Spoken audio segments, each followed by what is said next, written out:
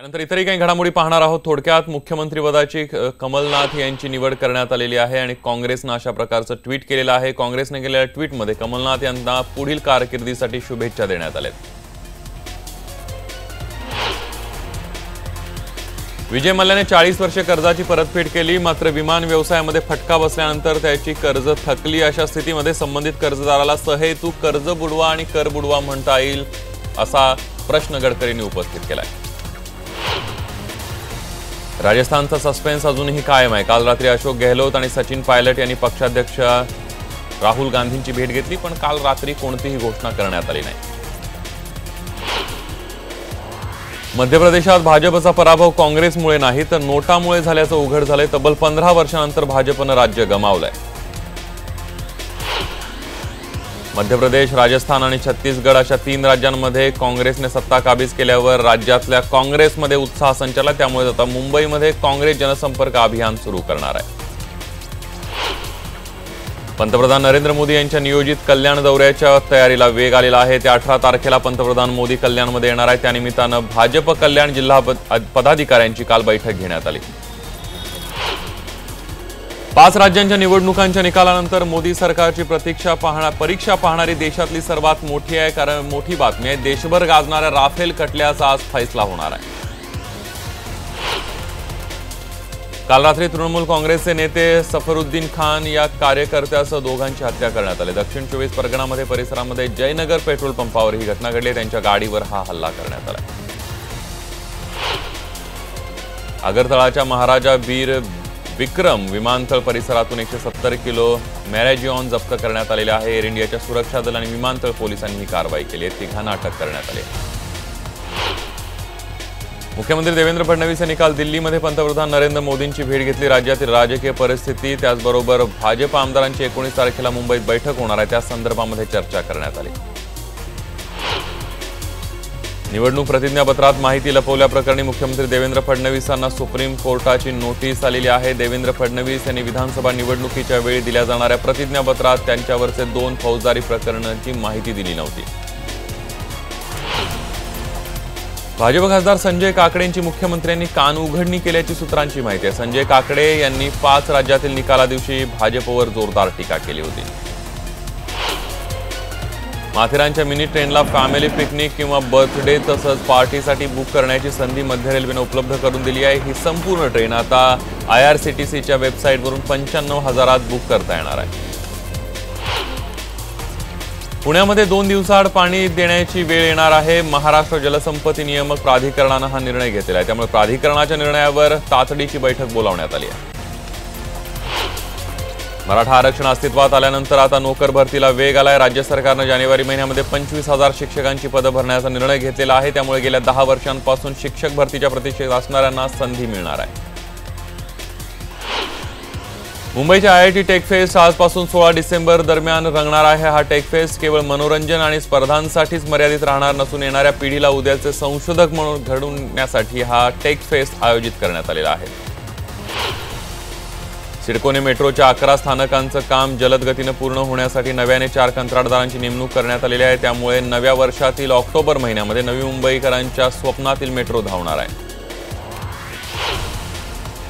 21 ते 26 डिसेंबर दरम्यान 5 दिवस बँका बंद राहणार आहेत। 21 डिसेंबरला संप, 22 आणि 23 डिसेंबरला चौथा शनिवार आणि रविवार असल्यानं बँकांना सुट्टी असेल। त्यानंतर 25 डिसेंबरला ख्रिसमसची सुट्टी आणि 26 डिसेंबरला युनायटेड फोरमने पुन्हा संपावर जाण्याचा निर्णय घेतलाय। निवृत्त मुख्य सचिव अरुण बोंगीरवार यांचं निधन झालंय। ते 76 वर्षांचे होते। ते महाराष्ट्राचे 25वे मुख्य सचिव म्हणून त्यांनी काम पाहिलं। अवनी वाघिणीच्या मृत्यू प्रकरणासंदर्भात बिनबुडाचे आरोप केल्याचा दावा करत वनमंत्री सुधीर मुनगंटीवार यांनी संजय निरुपम यांना वकिलामार्फत अवमानाची नोटीस पाठवली आहे। या प्रकरणावर चंद्रपूरच्या JMFC कोर्टामध्ये मुनगंटीवार यांनी दाखल केलेल्या क्रिमिनल कंप्लेंट संदर्भात सुनावणी होणार आहे। महापालिका क्षेत्रातील ज्येष्ठ नागरिकांना नवीन वर्षामध्ये TMTच्या बसमधून प्रवास करताना फक्त हाफ तिकीट लागणार आहे। परिवहन मार्फत ज्येष्ठांना खास ओळखपत्र देखील दिले जाणार असून त्याचा लाभ घेता येणार आहे। अमिताभ बच्चन यांच्या प्रतीक्षा बंगल्याच्या भागातील संत ज्ञानेश्वर रस्त्याच्या रुंदीकरणाचं काम पालिकेने हाती घेतलेलं आहे। त्यासाठी अमिताभ यांच्या रस्त्याशेजारी असलेल्या महत्वाच्या बंगल्यांचा काही भाग तोडणं गरजेचं आहे. फिल्म सिटीमध्ये चित्रीकरणाच्या सेटवर बऱ्याचदा होणाऱ्या लहान मोठ्या अपघातांदरम्यान कामगारांना रुग्णालयात नेण्याची सोय नसते. त्यामुळे लवकरच 5 अत्याधुनिक रुग्णवाहिका या सेटवर फिरणार असल्याची माहिती FWICAनं दिलेली आहे. टपाल कर्मचाऱ्यांच्या कृती समितीनं एल्गार पुकारलाय. देशभरातील विभागीय कार्यालयांसमोर आज ते धरणं आंदोलन करणार आहेत. मुंबईकरांना गेल्या काही दिवसांपासून सुखद गारवा जाणवतोय. मुंबईत सकाळच्या वेळी आणि संध्याकाळी गारवा जाणवतोय. त्या 2 दिवसात किमान तापमान घसरण्याची शक्यता आहे. कसारा कर्जत रेल्वे मार्गावर मोठ्या प्रमाणावर धुकं पसरतंय. त्यामुळे लोकल फेऱ्यांचा लेटमार्क टाळण्यासाठी मध्य रेल्वेनं पहाटेच्या वेळापत्रकामध्ये बदल करण्याचा निर्णय घेतलाय. विविध रेल्वे प्रकल्पातील निधीच्या परताव्यासाठी लोकल तिकिटांवरील अधिभाराची अंमलबजावणी तुर्तास तरी मागे घेण्यात आलेली आहे. त्यामुळे मुंबईकरांवरील भाडेवाढीचं ओझं लांबणीवर पडलंय. मुंबई महापालिकेत नगरसेवक नक्की किती वेळ काम करतात याची आता मिनिटाची माहिती ठेवली जाणार आहे. कॉर्पोरेट कंपन्यांप्रमाणे आता नगरसेवकांनाही बायोमेट्रिक हजेरी लावावी लागणार आहे.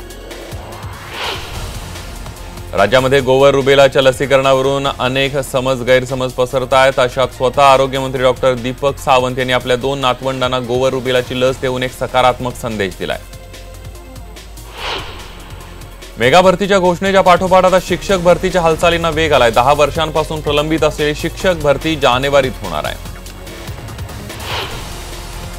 सावित्रीबाई फुले पुणे विद्यापीठामध्ये 28 ते 30 डिसेंबर दरम्यान होणारी इंडियन हिस्ट्री काँग्रेस परिषद निधी अभावी पुढे ढकलण्यात आली. या परिषदेसाठी राष्ट्रीय आंतरराष्ट्रीय स्तरावरील सुमारे 3000 इतिहास संशोधक येणार होते. पुण्यामध्ये विकलांग सैनिकांसोबत लष्कर प्रमुख बिपिन रावत यांनी संवाद साधला. यावेळी विकलांग सैनिकांनी देशभक्तीपर गीतं आणि नाटिकाही सादर केली. नागपूर रेल्वे स्टेशन परिसरातील रस्त्यांचं रुंदीकरण आणि जीर्ण झालेल्या लोखंडी पुलाला समांतर नवा पूल महामेट्रोनं बांधण्यास सुरुवात केली. नागपूर शहरातल्या या 2 समस्या गेल्या 100 वर्षांपासून कायम होत्या. मुंबई आणि पुण्यानंतर नाशिककरांना म्हाडाकडून नववर्षाचं गिफ्ट मिळणार आहे. जानेवारी महिन्यामध्ये नाशकात 1200 घरांसाठी म्हाडाची लॉटरी निघणार आहे. म्हाडाचे अध्यक्ष उदय सामंत यांनी ही माहिती दिली.